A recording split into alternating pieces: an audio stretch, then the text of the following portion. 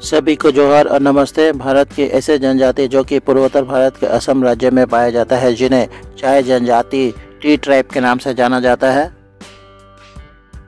असम की पहचान चाय बागानों से होता है और इन्हीं चाय बागानों में काम करने वाले श्रमिक को चाय जनगोष्ठी टी ट्राइब्स के रूप में जाना जाता है। इन्हीं चाय श्रमिकों में से 50% खुद को आदिवासी और 50% खुद को टी ट्राइब्स के रूप में परिचय देते हैं। मैं इस वीडियो में उस 50% टी ट्राइब्स लोगों का जिक्र करूंगा जो खुद को चाय जनजाति टी ट्राइब्स के रूप में परिचय देते हैं।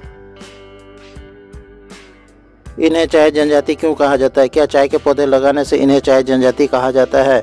इनका भाषा, संस्कृति, कल्चर क्या है? 18वीं सदी में असम में ब्रिटिश के द्वारा चाय की खेती की शुरुआत की गई। उस समय श्रमिक का अभाव होने के कारण भारत के विभिन्न राज्यों से श्रमिक असम में लाए गए थे और उन श्रमिक को उस समय असम में कुली कहा जाता था और वर्तमान में इन्हें टी ट्राइब कहा जाता है। और जो लोग चाय बागान से रिटायर हो चुके हैं या फिर गांव बस्ती में रहते हैं, उसे एक्स टी ट्राइब के रूप में जाना जाता है।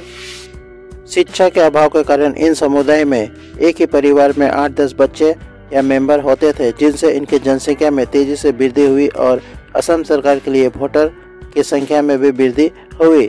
साथ ही साथ बागान मालिकों के लिए श्रमिक की संख्या में भी वृद्धि हुई।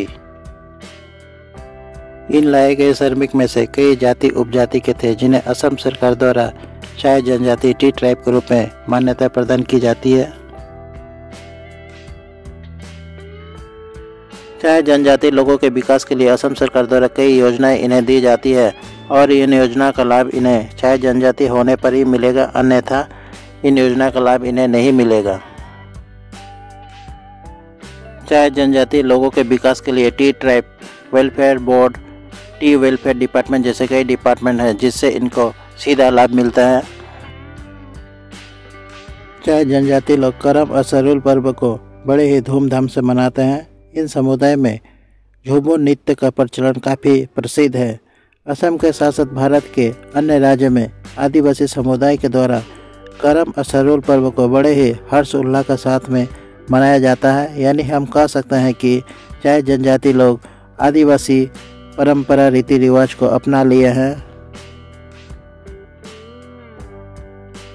चाय जनजाति लोगों की जनसंख्या लगभग 1 करोड़ है, लेकिन आज भी इनका विकास नहीं हो पाया है। आज भी ये बागान मालिक द्वारा दी जाने वाले कच्चे मकानों पर ही रहते हैं। इन्हें अच्छी मेडिकल सुविधा नहीं मिलती है, इन्हें न्यूट्रिशन युक्त भोजन नहीं मिलता है। जो सुविधा इन्हें मिलना चाहिए वो सुविधा इन्हें नहीं मिल पाता है। चाय जनजाति होने के बावजूद भी इन्हें टी प्लांटेशन एक्ट इस पर लागू नहीं होता है। वीडियो में बताई गई जानकारी बढ़िया लगे तो लाइक शेयर सब्सक्राइब जरूर कीजिएगा।